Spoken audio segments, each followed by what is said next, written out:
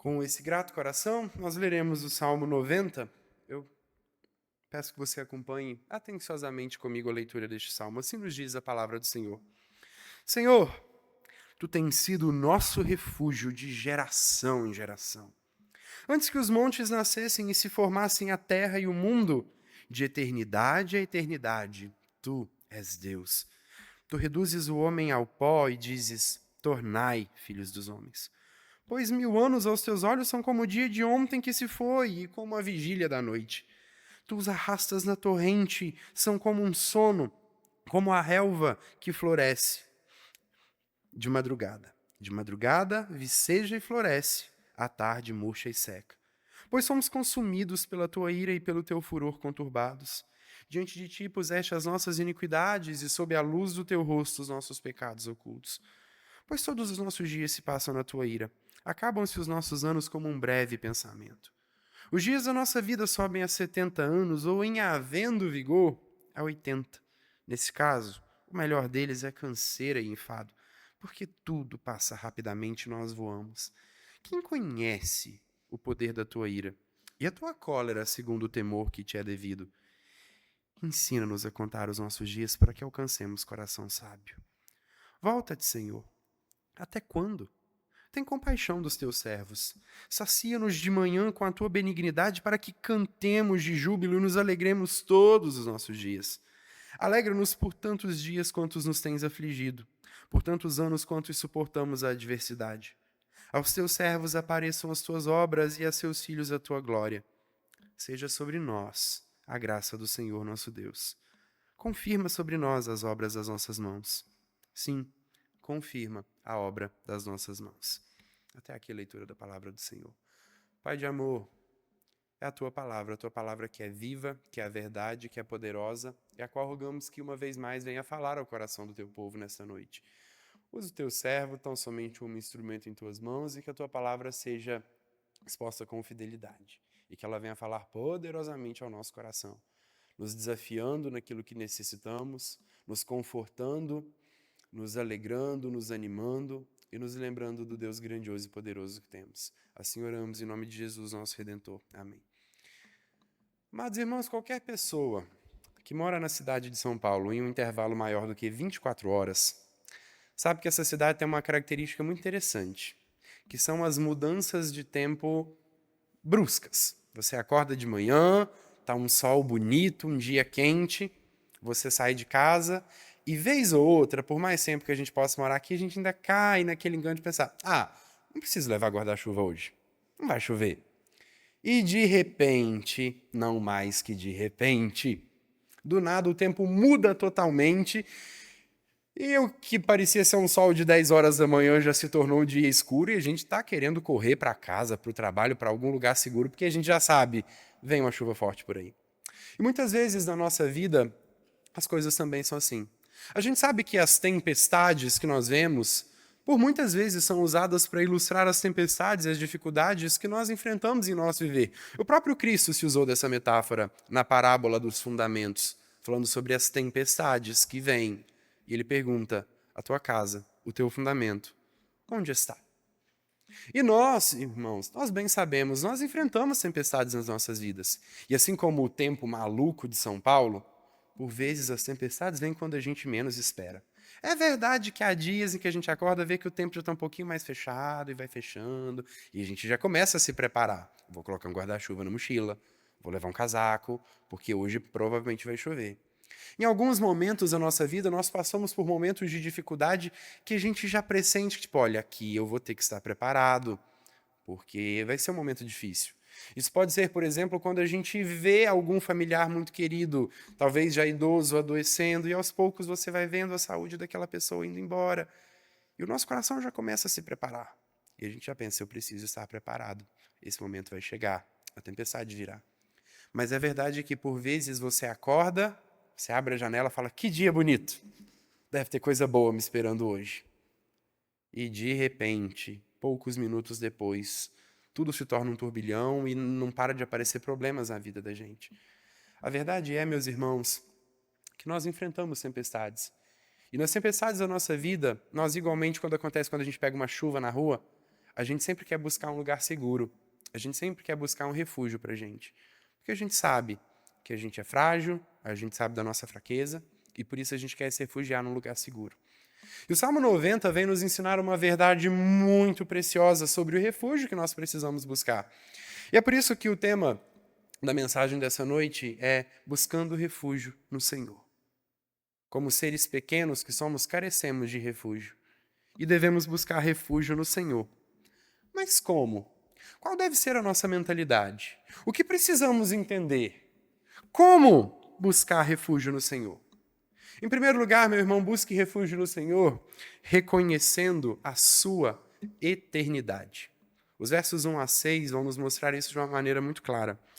Como buscar refúgio no Senhor, reconhecendo a sua eternidade, a eternidade do nosso Deus? Permita-me fazer breves comentários sobre esse salmo. O Salmo 90 é o salmo mais antigo do Saltério. Ele foi composto por Moisés.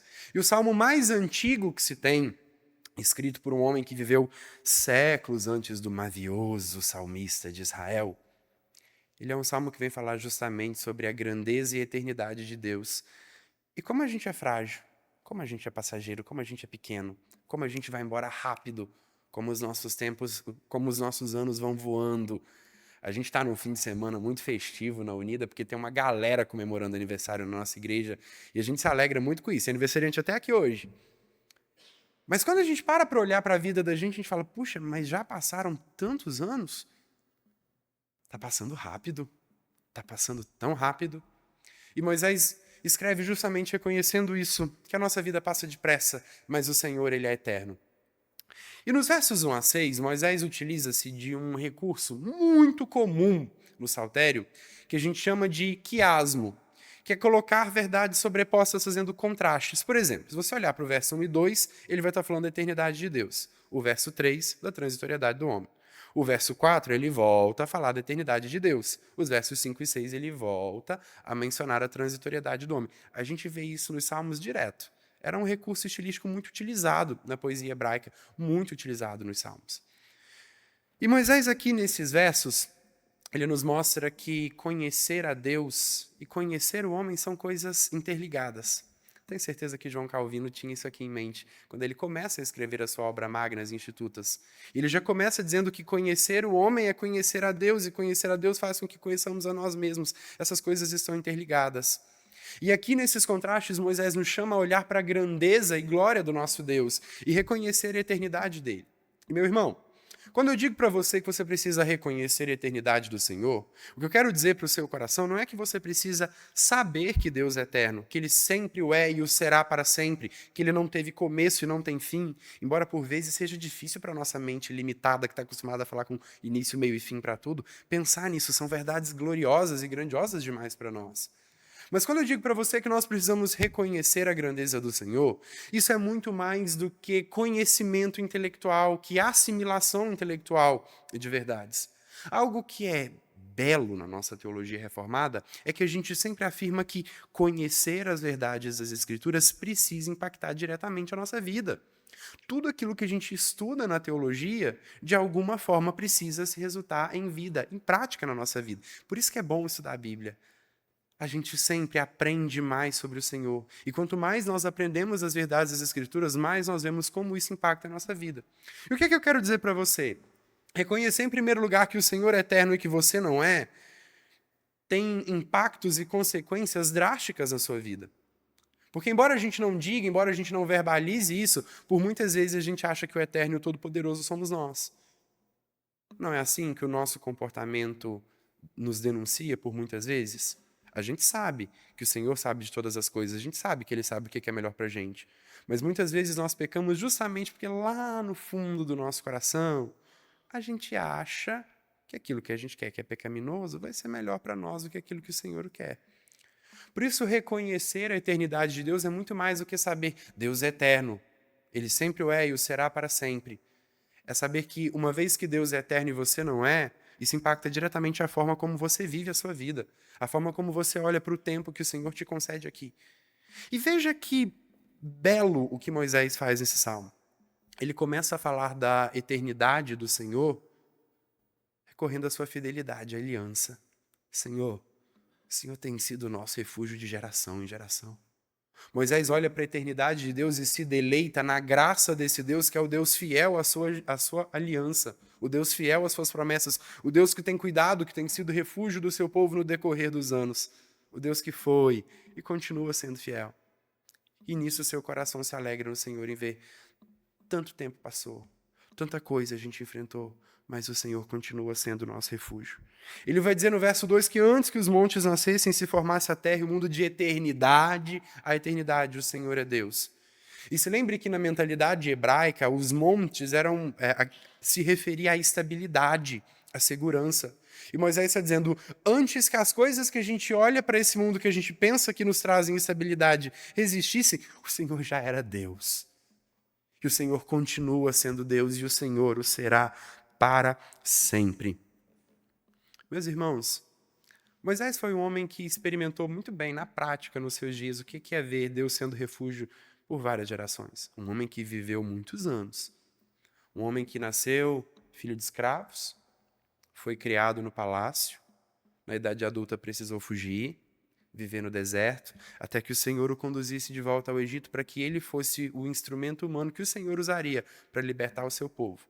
E quando o Senhor liberta Israel do Egito com mão poderosa, mais 40 anos de caminhada no deserto. E Moisés viu muita coisa. Mas de tudo aquilo, dos momentos bons e dos momentos ruins, de tudo que ele viveu, de tudo que ele observou, ele reconhece uma coisa: o Senhor é o refúgio do seu povo.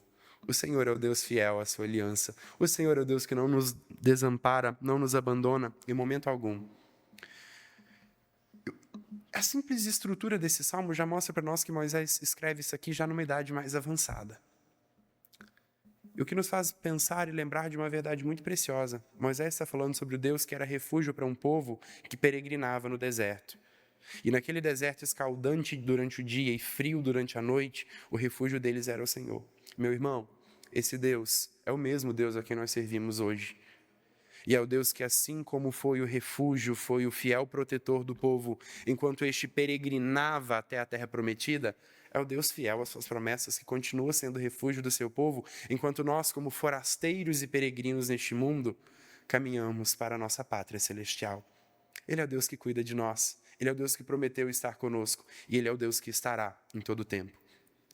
Mas olhar para essa eternidade de Deus faz com que Moisés pense também em quão frágeis e pequenos nós somos. Ele olha para o Senhor e diz: tu reduzes o homem ao pó e dizes: tornai filhos dos homens. Ele se lembra das palavras registradas lá em Gênesis, quando o Senhor diz: porque tu és pó, e ao pó tornarás. E vamos ser sinceros, naquele deserto poeirento, quem conhece a história do Êxodo sabe, Moisés viu o Senhor reduzir muitas pessoas a pó. Viu muita gente morrer e cair ali no deserto. Fosse por morte natural, fosse por serpentes abrasadoras, fosse por ver a terra se abrindo e engolindo homens que se rebelaram contra o Senhor e contra as autoridades que ele mesmo havia estabelecido. Moisés entendia isso muito bem. O peso para esse cara escrever isso aqui é muito grande. E, meus irmãos, quando nós olhamos para isso, quando nós vemos esse Deus tão grandioso, que é rei, que domina sobre tudo, que é soberano sobre tudo e sobre todos, que é soberano sobre a nossa vida, isso impacta diretamente a forma como nós vivemos. Saber que nós vivemos por causa do Senhor, saber que é Ele que nos sustenta, que é Ele que nos mantém vivos, muda drasticamente a forma como nós enxergamos essa vida. Saber que basta uma palavra do Senhor, torne ao pó, e nós partimos, muda drasticamente a nossa forma de encarar a vida. A gente passa a ser menos ansioso com as coisas deste mundo e nos preocuparmos mais com as coisas do Senhor. A ser menos ansioso com coisa transitória, com coisa fútil, e a nos preocuparmos mais com aquilo e com aquele que realmente importa, o Senhor, o nosso Deus. A nossa vida está nas mãos dele. E nós não morreremos até que ele diga: chegou a hora. Ele cuida de nós e basta uma palavra dele. E isso afeta diretamente, inclusive, o nosso senso de autossuficiência e de independência. Irmãos, todos nós conhecemos tristes relatos de pessoas que algum dia se levantaram bem, saíram para o trabalho, foram fazer as suas atividades e, por alguma fatalidade, nunca mais retornaram para casa. Pelos motivos mais variados possíveis que a gente poderia enumerar aqui. Ele reduz o homem ao pó, no momento que ele quer. E isso afeta diretamente a forma como nós enxergamos a nossa vida. Não só no sentido de viver menos ansioso com as coisas deste mundo e nos preocuparmos mais com as coisas do Senhor, mas também entender que se nós somos pó e ao pó tornaremos, viver uma vida de menos arrogância, de menos nariz empinado. E entender que nós não temos o que nos gabar. Porque se Ele, sendo Deus, sendo tão grande, sendo tão poderoso, Ele é o Deus gracioso, misericordioso e perdoador, por que é que nós, meras criaturas que não somos nada, viveríamos uma vida de arrogância, achando que somos melhores do que os outros? Percebe? Como contrastar a realidade de quem Deus é e de quem nós somos implica diretamente na forma como nós vivemos? E Moisés continua lá no verso 4 dizendo: pois 1000 anos aos teus olhos são como o dia de ontem que se foi, como a vigília da noite. Moisés mostra o seguinte: para a gente o tempo às vezes demora tanto a passar, mas para o Senhor, 1000 anos, um tempo que para nós é sobremodo grande, é um instante, é um estalar de dedos. E veja, nesse cálculo metafórico que Moisés faz aqui, 1000 anos aos seus olhos são como o dia de ontem que se foi, como a vigília da noite. As vigílias, elas tinham 3 horas. Nesse cálculo que Moisés faz aqui, se 1000 anos são como a vigília da noite, é como se a nossa vida não passasse sequer de 20 minutos. Ele mostra que nós somos transitórios, a gente passa muito rápido, mas o Senhor permanece para sempre. Aquele que criou os montes, aquele que tudo sustenta, continua sendo refúgio do seu povo. E por isso nós podemos e devemos confiar no Senhor. E aprender, inclusive, que o tempo do Senhor é diferente do nosso. E viver uma vida de descanso no Senhor, sabendo que Ele é o Todo-Poderoso, que sabe o que é melhor para nós. E quando chega nos versos 5 e 6, Moisés novamente usa figuras para mostrar essa transitoriedade. Tu os arrastas na torrente, são como um sono, como a relva que floresce de madrugada. A gente sabe que chuvas fortes são capazes de levar, inclusive, objetos, itens pesados. A gente viu com muita tristeza nos últimos meses as chuvas no Rio Grande do Sul. Casas sendo arrastadas, carros sendo levados. E assim Moisés, olha, nós somos muito poucos, o Senhor é poderoso e o Senhor os arrasta da forma como quer. Ele mostra quão frágeis nós somos ao afirmar: tu os arrastas na torrente, são como um sono. Eu hoje cedo comentava com as meninas lá em casa como que, conforme a gente vai envelhecendo, o sono da gente vai ficando cada vez mais leve. Cada vez ele termina mais rápido. Assim é a nossa vida diante do Senhor. Eu me lembro daquele belíssimo cântico, o hino 13, se eu não me engano, do Inário para o Culto Cristão, Inário Oficial dos nossos irmãos batistas. A todos concedes o dom de viver, e tudo permeias, supremo em poder. Quais flores nós somos de breve esplendor, eterno e imutável. Só Tu és, Senhor. E, meus irmãos, a pergunta que fica para o meu e para o seu coração é: sendo nós tão transitórios e efêmeros, confiaremos em nós mesmos, na força do nosso próprio braço, nos nossos recursos, nos homens? Nas tempestades que nos sobrevêm, a quem nós recorreremos? Busque refúgio no Senhor, o único que é capaz de te dar a verdadeira proteção, o único que é imutável, o único que permanece para sempre. Se lembra do que o pregador escreve em Eclesiastes? Além do Senhor, tudo é vaidade. Por isso que você se apegue a Ele. Que nos dias bons, o Senhor seja a sua alegria, e que no dia mau, seja Ele o seu refúgio. Mas o texto continua e traz uma segunda verdade para nós. Como devemos buscar refúgio no Senhor? Em primeiro lugar, reconhecendo a sua eternidade. E como eu disse, reconhecer é um ato também do coração, é disposição de mente para entender que Ele é eterno e nós não somos. Mas, em segundo lugar, reconhecendo a nossa fragilidade. É o que Moisés mostra nos versos 7 a 11. E ele começa mostrando nos versos 7 e 8 que a gente é frágil justamente porque nós somos pecadores, e pecadores sujeitos ao juízo de Deus, pois somos consumidos pela tua ira e pelo teu furor conturbados. Diante de ti puseste as nossas iniquidades e sob a luz do teu rosto os nossos pecados ocultos. Como disse, Moisés viu muitos serem consumidos naquele deserto pela ira do Senhor. Momentos em que Moisés teve que interceder: Senhor, Senhor é o teu povo, tenha misericórdia. Eu sei que eles são de dura cerviz, mas é o teu povo, Senhor. Compadece-te deles. Mas aquela ira sobreveio justamente por causa do pecado. E, meu irmão, eu quero dizer para você nessa noite, é muito bonito, é muito bom ao nosso coração quando a gente lembra que esse Deus que é refúgio de geração em geração é o mesmo Deus a quem nós servimos hoje. Mas eu quero lembrar para o seu coração também que esse Deus que não tolera o pecado, que se ira com o pecado, que consumiu pessoas por causa do seu pecado, também é o mesmo Deus que continua odiando o pecado da mesma forma que o fazia nos dias de Moisés. Por isso, não brinque com o pecado. O pecado sempre tem consequências. E veja, Moisés mesmo escreve aqui, ele coloca sob a luz do rosto dele até mesmo os nossos pecados ocultos. Sabe aqueles que você comete que você acha que ninguém está vendo? Ninguém nunca vai descobrir? O Senhor o sabe. Não brinque com o pecado, meu irmão. Não brinque com o pecado. Se somos frágeis, transitórios, é consequência do pecado na nossa vida, é consequência da queda. Todos nós somos pecadores e não há nenhum pecado que possamos cometer que seja oculto ao Senhor. Por isso, arrependa-se dos seus pecados, mesmo aqueles que você acha que ninguém sabe. Confesse-os ao Senhor. Nele há perdão, nele há restauração. E Moisés vai nos mostrar como que esse pecado nos faz transitórios e nos faz viver uma vida complicada nessa terra. Todos os nossos dias se passam na tua ira. Acabam-se os nossos anos como um breve pensamento. E aqui nós vemos a morte tanto como um castigo pela incredulidade de muitos naqueles dias, mas como também a consequência de quando o pecado entrar no mundo. Não coma deste fruto, porque no dia em que o comeres, certamente morrerás. E nós nos lembramos dessa verdade. É o pecado que nos faz assim tão frágeis e transitórios. É o pecado que nos faz tão alheios ao Senhor por tantas vezes. E é verdade, irmãos, que todo ser humano tem dentro de si o desejo pela eternidade. Mas como consequência do pecado, seres humanos que anelam tanto a eternidade, agora vivem uma vida passageira, sob a ira do Senhor, reduzida a alguns breves anos.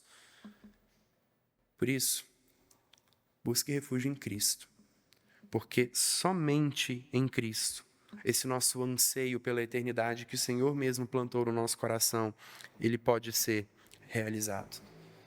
Mas Moisés continua mostrando que nós somos incapazes até mesmo de conhecer o pleno poder da ira de Deus. Quem conhece o poder da tua ira? E a tua cólera segundo o temor que te é devido? E Moisés faz um questionamento muito pertinente. Senhor, quem é que conhece a tua ira?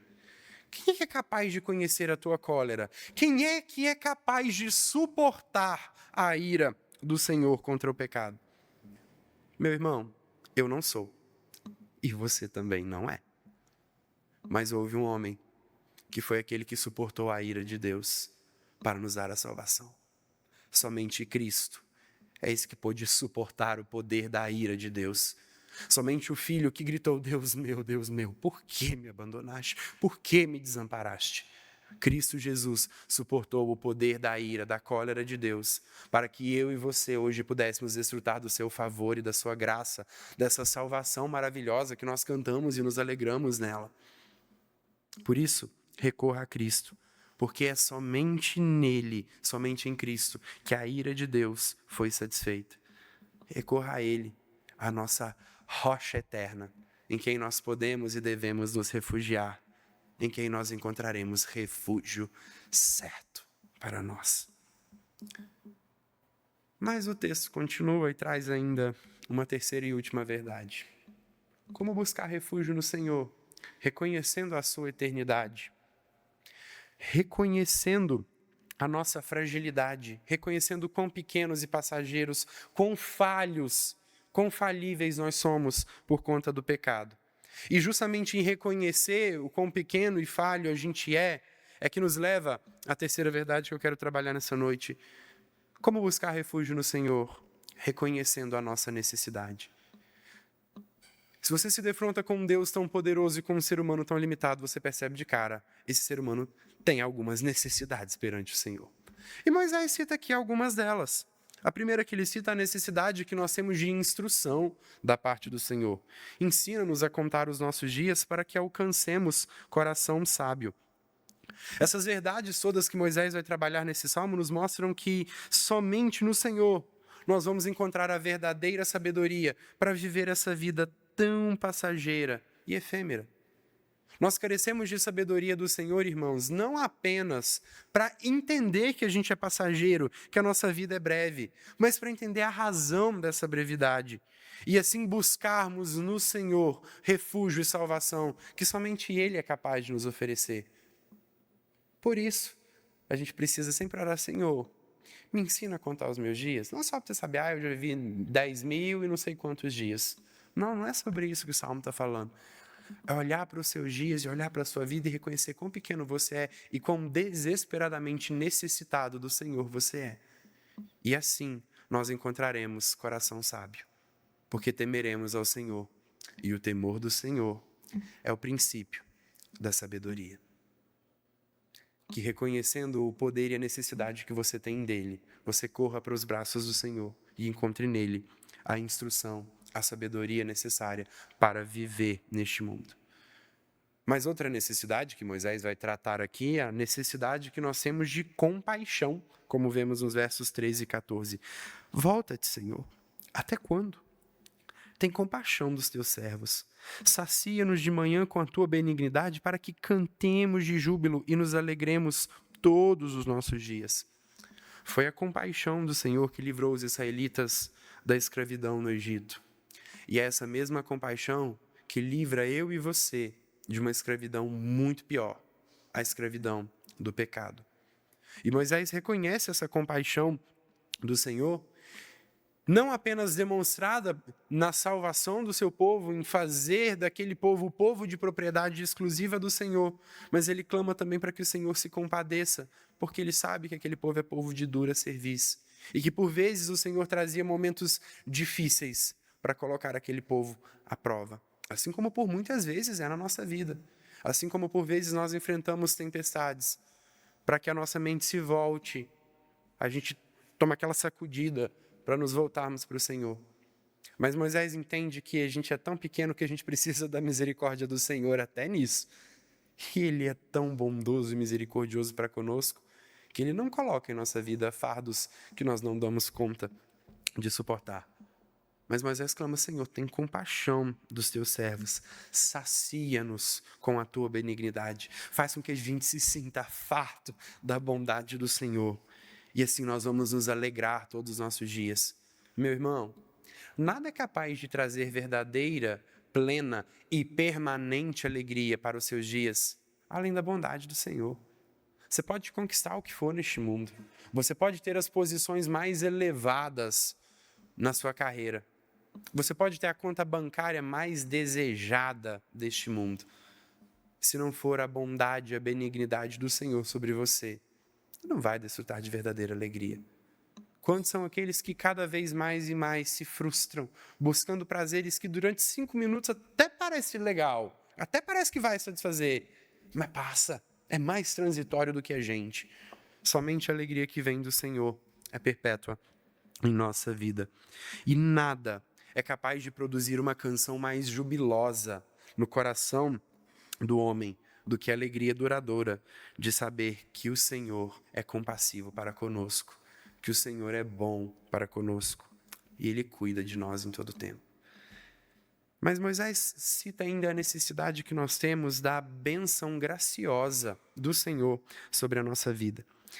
E eu acho esse verso 15 muito bonito. Quando Moisés pede ao Senhor: alegra-nos por tantos dias quantos nos tens afligido, por tantos anos quantos suportamos a adversidade. Deus é tão bondoso que Ele não atende às nossas orações do jeito que a gente pede. Ele faz muito melhor. Veja o que Moisés está pedindo para o Senhor. Senhor, traz alegria para a gente por tantos dias quanto o Senhor tem nos afligido. O povo ficou na escravidão do Egito por 430 anos. Se você somar mais os 40 de peregrinação pelo deserto, 470. Se o Senhor fosse trazer alegria por 470 anos, seria um tempo muito bom. Isso é pouco mais do que a idade que tem o descobrimento, ou se você é mais purista de linguagem, o achamento do Brasil pelos portugueses em 1500. Em 470 anos acontece muita coisa. Essa é a idade aproximada da cidade de São Paulo, uma das mais antigas do nosso país. E não é pouco tempo. Senhor, alegra-nos por tantos dias quanto o Senhor nos tem afligido, por tanto tempo quanto a gente tem passado por situações desafiadoras. Mas sabe o que é a beleza desse verso? Não é isso que o Senhor nos faz. O Senhor não nos alegra pela quantidade de dia quanto nós suportamos aflições nesse mundo. Ele nos dá alegria plena por toda a eternidade. É por isso, meu irmão, que nós podemos viver uma vida de alegria neste mundo mesmo quando enfrentamos sofrimentos. Porque nós podemos ter por certo que os sofrimentos do tempo presente não poderão se comparar com a imensa glória que há de ser revelada em nós. Tudo isso não é nada perto da eternidade que nós temos em Cristo. O Senhor nos concede muito mais. Em Cristo, Ele nos concede a perfeita, plena e eterna alegria. Mas Moisés pede ainda: Senhor, que aos teus servos apareçam as tuas obras e aos teus filhos a tua glória. Havia no coração daquele homem o anseio pela terra que o Senhor mesmo havia prometido ao seu povo. Mas ele sabia, conquistá-la humanamente falando é muito difícil, é desafiador. Povos poderosos, muito mais fortes do que nós, estão lá. Por isso nós carecemos do Senhor, nós carecemos de ver o agir do Senhor. E é isso que Moisés pedindo: Senhor, vai à frente do seu povo. Senhor, cuida de nós. Senhor, nós necessitamos de ver o teu agir no meio do teu povo. E ver tudo isso seria ver também a glória do Senhor.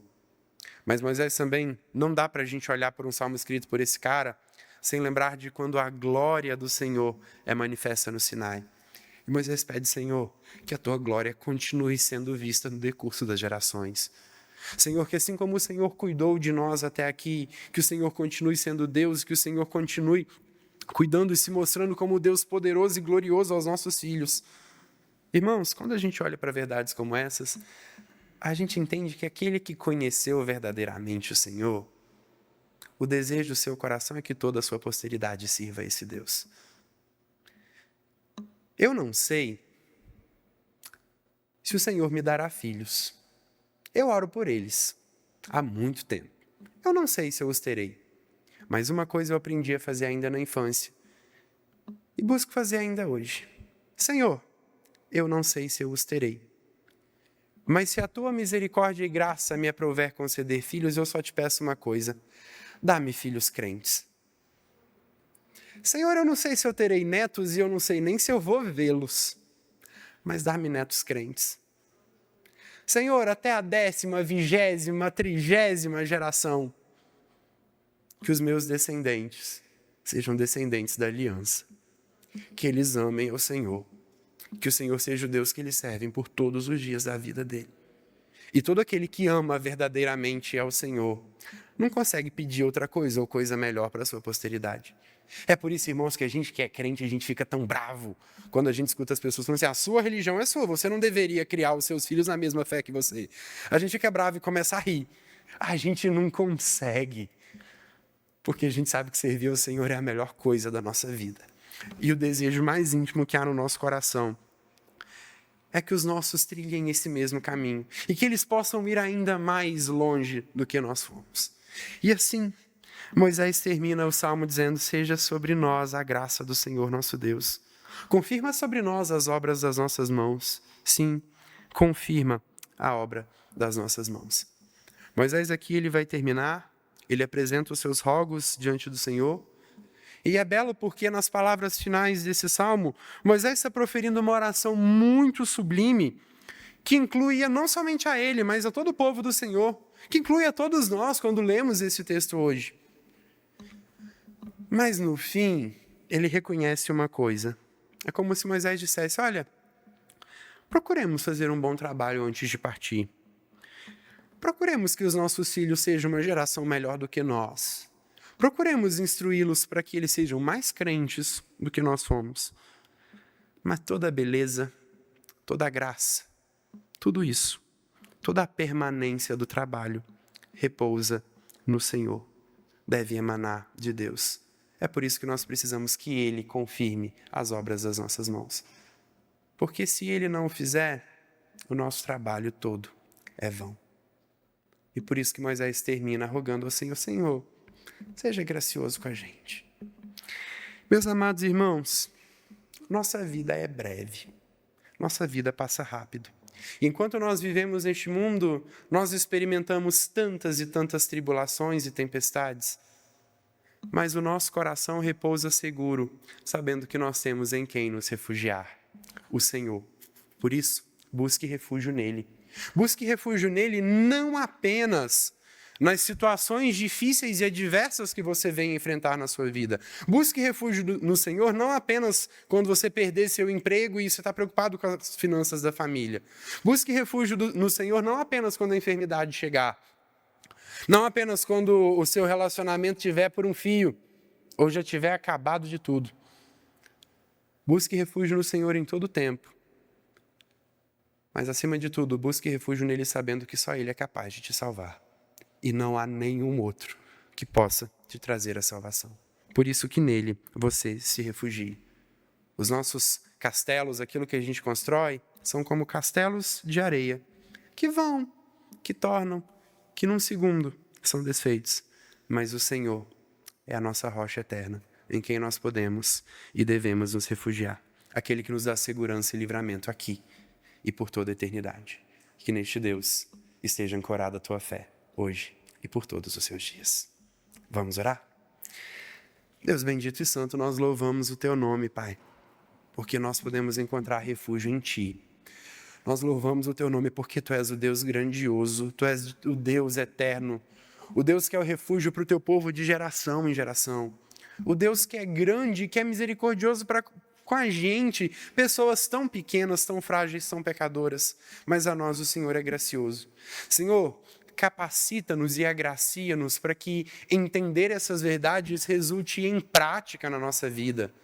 Resulte, ó Deus, em uma vida vivida sob a perspectiva da Tua Palavra. Ajuda-nos a estabelecer as prioridades certas. Ajuda-nos a viver para Ti. Ajuda-nos a entender que nós não somos nada e nós dependemos totalmente do Senhor. Pai, nós carecemos de Ti em todo o tempo. Que no Senhor e tão somente no Senhor esteja a nossa alegria. Que o Senhor e tão somente o Senhor seja a nossa canção e o nosso louvor por todos os dias. Assim oramos em nome de Cristo Jesus, o nosso Salvador, o nosso refúgio. Amém.